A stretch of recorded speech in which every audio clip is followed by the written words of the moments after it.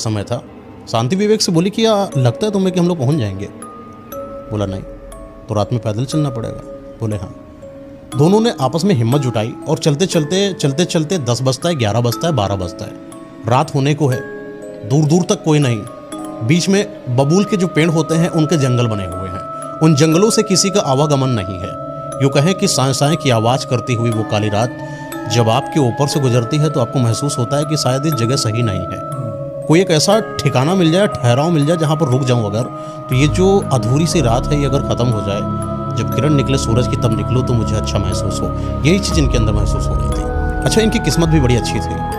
थोड़ी ही दूर जाते हैं तो इनको कुछ जलने की जो उजाला होता है वो दिखाई पड़ता है। घनघोर रात और उस जंगल नुमा सड़कों पर आपको अगर उजाला दिखाई पड़ जाए तो आपकी इच्छाएं वहाँ पर जाने के लिए अग्रसर हो जाती हैं। ये वहाँ पर गए तो देखा कि वहाँ पर कोई सराय है। सराय मतलब आजकल का होटल।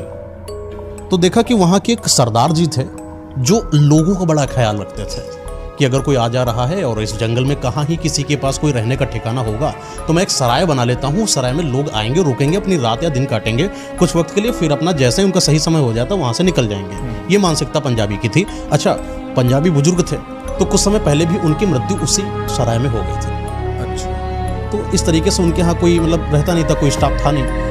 वहाँ पर एक लड़का काम करता था, जगधर नाम था। दरअसल किसान का लड़का था और रात का समय था तो वो वहीं पर था। 11, साढ़े 11, 12 के आसपास था। तो ये लोग पहुँचते हैं तो खटखटाया। बाहर जैसे आपका सराय बना होता है उसके किनारे किनारे लकड़ियों से दरवाज़ा बना होता है जिसको चौपाल बोला जाता है। चौपाल तो लोग लगाते हैं लेकिन किनारे किनारे बाड़ियों से किसी चीज़ को सुरक्षित कर दिया जाए तो उसको चौखंटा बोला गया। वहाँ पर ही गेट लगे हुए थे जो कि बांस के बने हुए थे। इनको लगा कि शायद किसी का घर है तो एक बार खटखटाएं, तो हो सकता हो कि मुझे रहने का ठिकाना मिले। तो खटखटाया, वहाँ से वो लड़का आया, जगधर इनको देखता है, क्या बात है?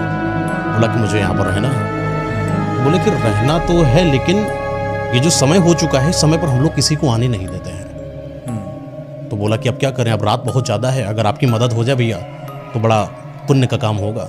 और हम लोग भी बहुत दूर से चलते चले आए हैं, ना कोई रहने का ठिकाना है, खाना भी खा नहीं पाए, पानी पीने की इच्छा है।